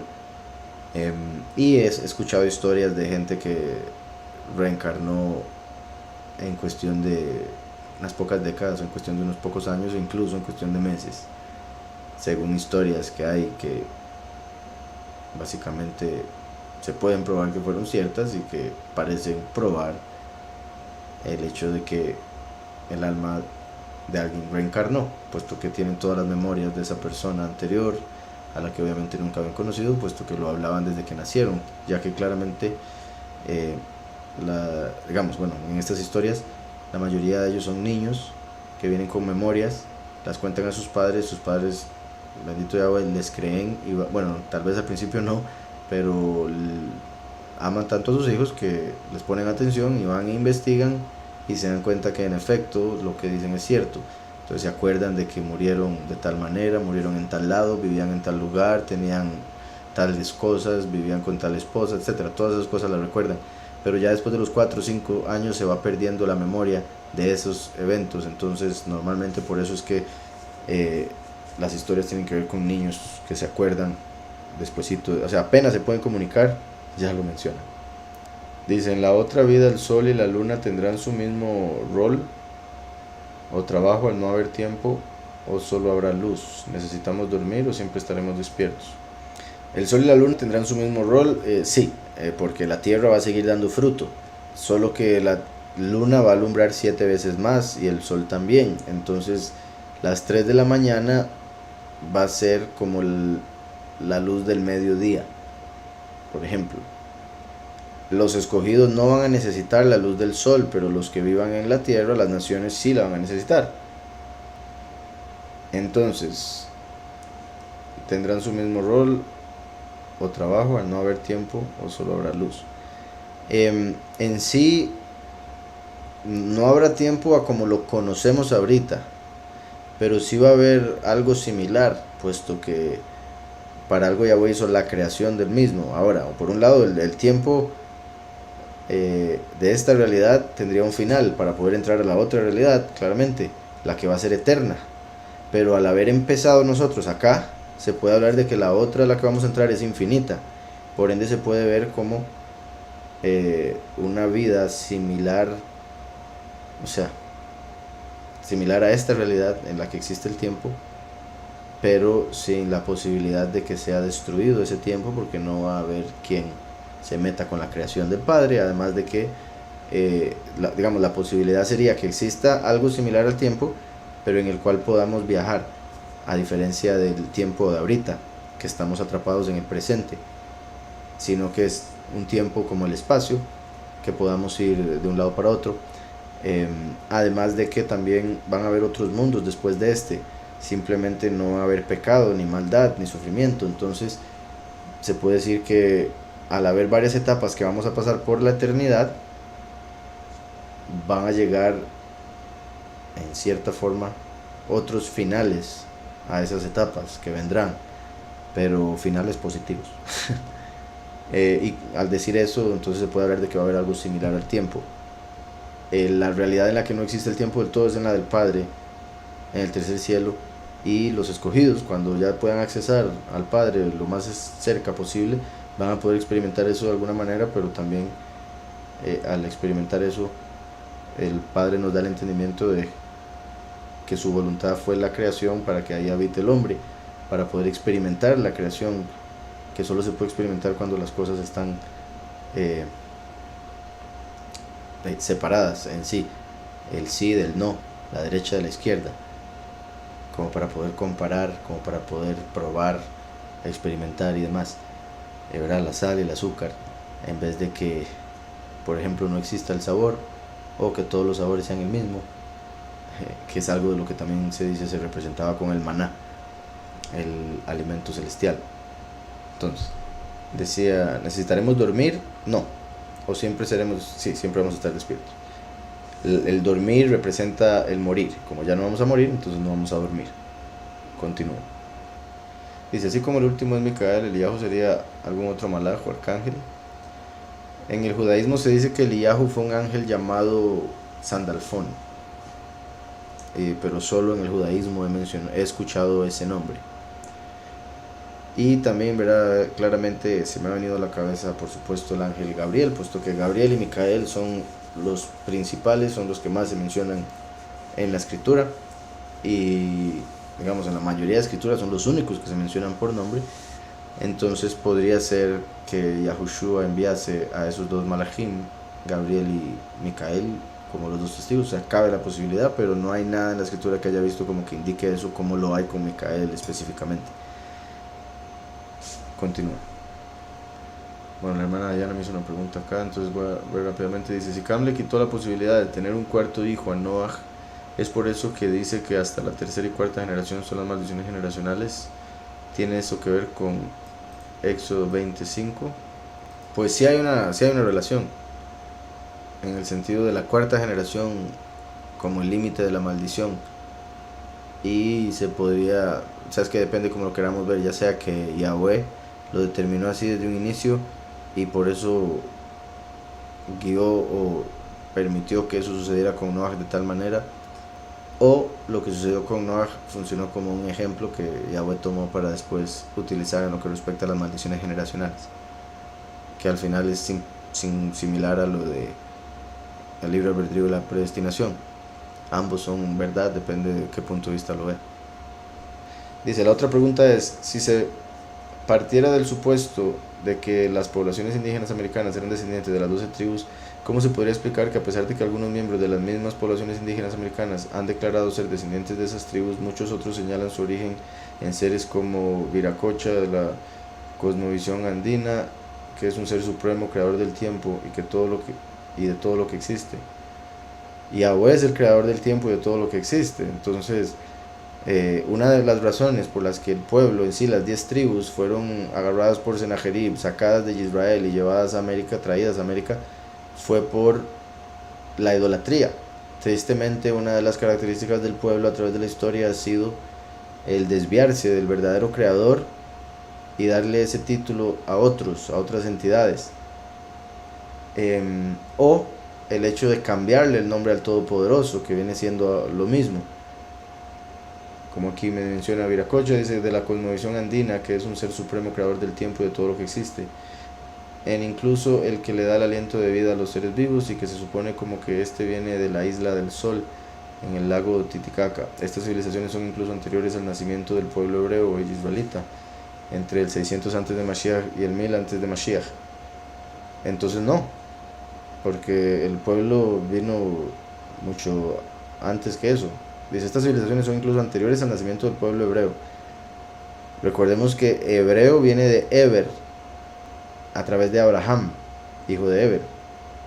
Bueno, hijo de Terach hijo de Lemech, hijo de Eber. A los que se les dio el hebreo y el título de hebreo, que viene de que Abraham atravesó el río Éufrates. Hebreo significa el que atraviesa el río. Y mi punto es que eso sucedió cerca de lo de la Torre de Babel, cuando las naciones se dividieron. Ahí vino Abraham, después vino Isaac, después vino Jacob. Pues Jacob se multiplicó en las 12 tribus, entró en Egipto, y salió de Egipto y se le dio la Torá, o sea, la ley, para que se convirtiera en un pueblo ya con ley, con líder y demás, en el monte Sinaí, en el desierto.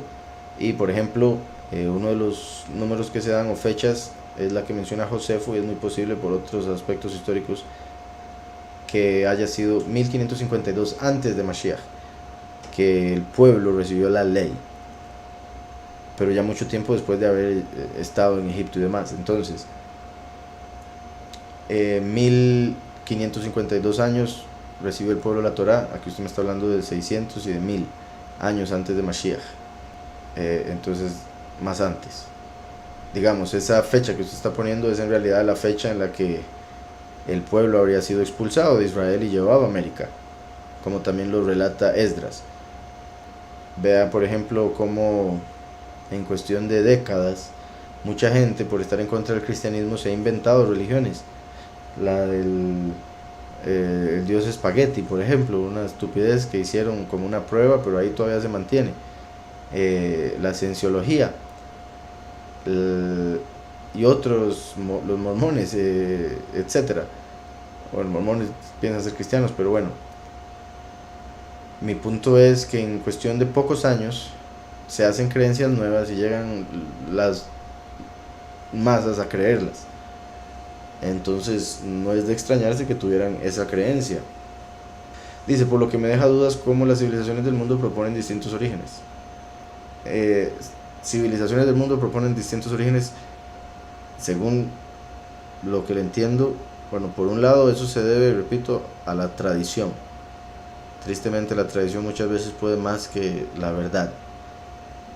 Y por otro lado, Sennacherib y después, se podría decir, todos los reyes que vinieron después de él adoptaron el mismo método. De una vez que conquistaban, quitaban a los pueblos de su tierra natal, la llevaban a otra tierra donde no tenían raíces, para que perdieran su identidad y así poder controlarlos más fácilmente.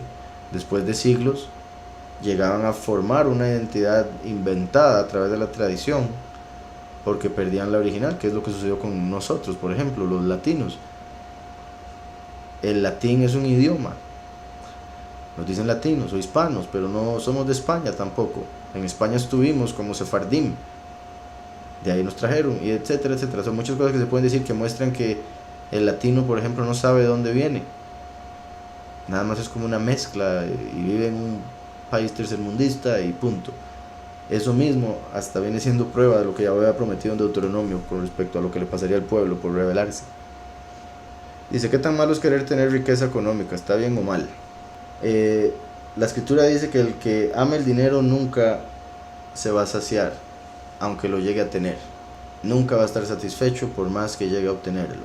Entonces es un deseo que uno debería lograr controlar y si hasta puede purificar, porque las preguntas que se debería hacer es ¿para qué? ¿Para qué quiero tanto dinero? ¿Qué es lo que quiero hacer con tanto dinero? Entonces ahí van a empezar a venir pensamientos, deseos, de deseos, de deseos, y va a poder empezar a descartar y darse cuenta que la mayoría, por no decir todos, ¿verdad? Dependiendo de la persona, van a ser deseos ilusorios, van a ser caprichos, van a ser tonteras, y en muchos casos pueden ser cosas que le pueden destruir, en muchos casos pueden ser cosas que lo pueden alejar del Todopoderoso. Quizá por eso Yahweh no permite que lo tenga. Para algunas personas las riquezas son bendición, para otras las riquezas son maldición, dependiendo de cómo las use. Por eso la escritura dice que es más fácil que entre un camello a través del ojo de una aguja que un rico entre al reino de Yahweh, porque tristemente los ricos se engañan a sí mismos y llegan a pensar que tienen el poder por tener dinero, se olvidan del Todopoderoso que les ha dado todo. Si una persona puede manejar el dinero, si una persona puede tener dinero sin ser controlado por el dinero, entonces Yahweh se lo va a dar. Si la persona sirve a Yahweh y es justa y busca usar el dinero para hacer el bien, busca usar el dinero para honrarlo a Él. Obviamente también puede usarlo para gozarse. Digamos, la escritura de hecho dice que no hay absolutamente nada en lo que respecta a lo terrenal, este mundo, apartándose de lo espiritual, que quede claro, no hay nada que el hombre pueda disfrutar en esta vida más que disfrutar de los frutos de su trabajo al comer y beber. Y bendito Yahweh, todo el mundo come y bebe todos los días de sus vidas, ¿verdad? Porque si no se morirían. Algunos tal vez un día o dos, tal vez tres, tal vez algunos más, dependiendo de la situación en la que estén, la prueba en la que estén, o si están ayunando. Pero el punto es, Yahweh le da alimento a todos, si no, no estarían en el mundo.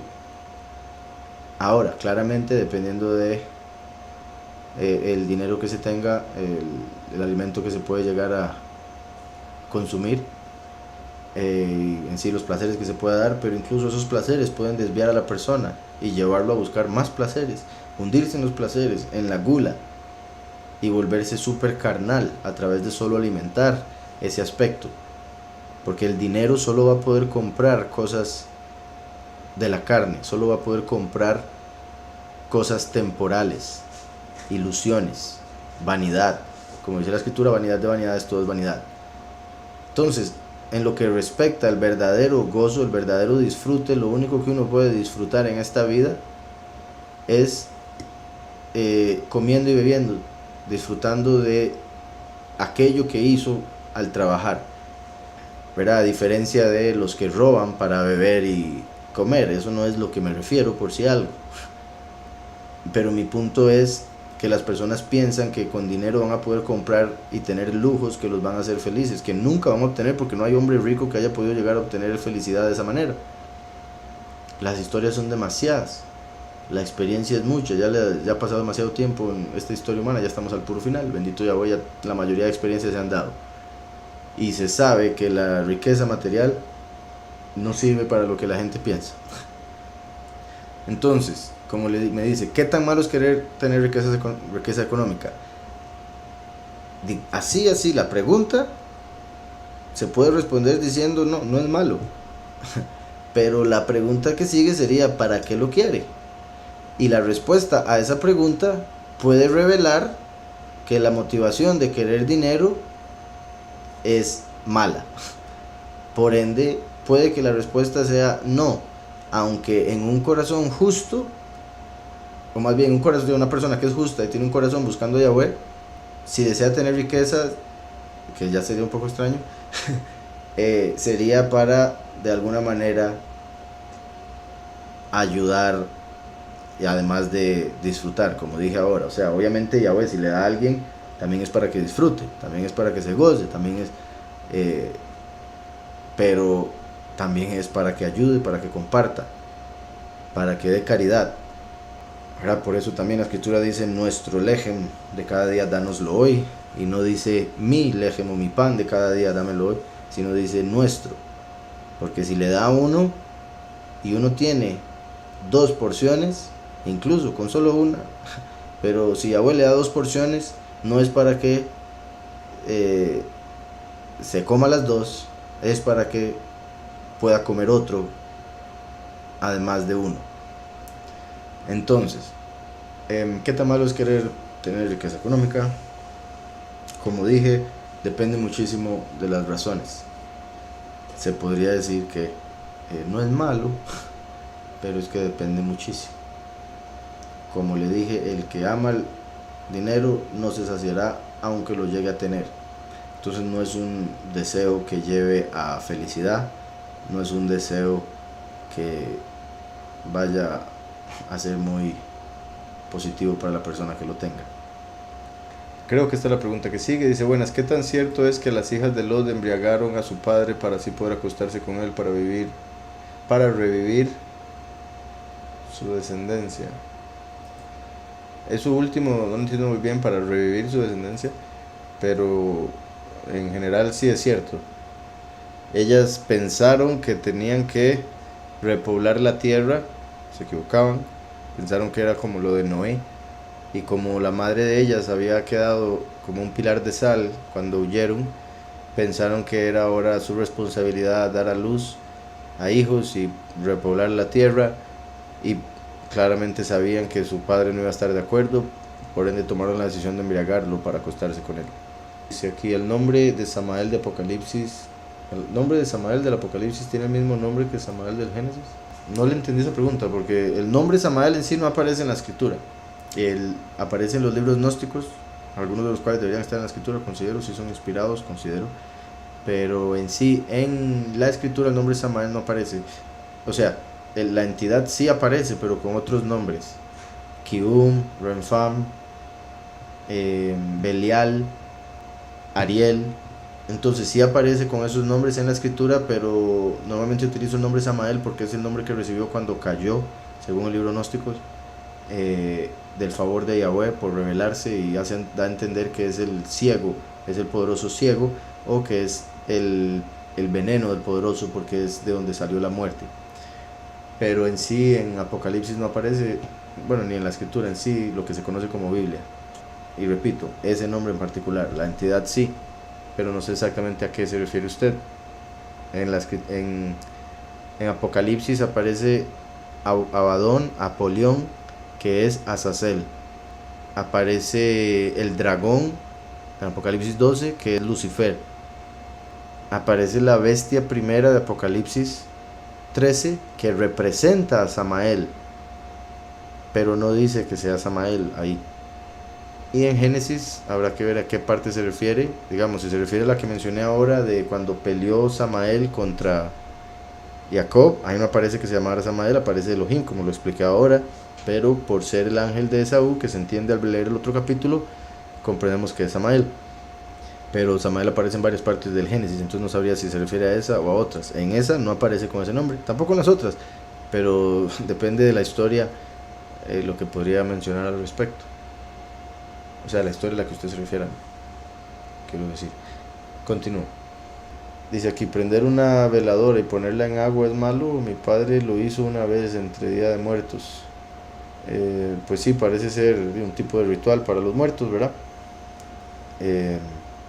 Hay gente que hace eso de prender candelas para los ángeles o para los muertos, y eso es una forma de tratar de comunicarse con, o de creer estarse comunicando con, por ende si es pecado, o de pensar que un muerto o un ángel le va a hacer el favor. Hay gente que no tiene suficiente fe como para hablarle al Creador Todopoderoso, piensa que está muy ocupado porque no entiende nada de lo espiritual, entonces dice, voy a hablarle a un ángel que tal vez se encargue de esto, no le voy a dar este trabajo al Todopoderoso, muy alto, o no me va a escuchar a mí, o está muy ocupado, o cosas así que nada que ver, y más bien ese es un engaño del enemigo para que le busquen a él, para que busquen la falsedad, la mentira, el espíritu maligno y demás. Pero sí es muy común.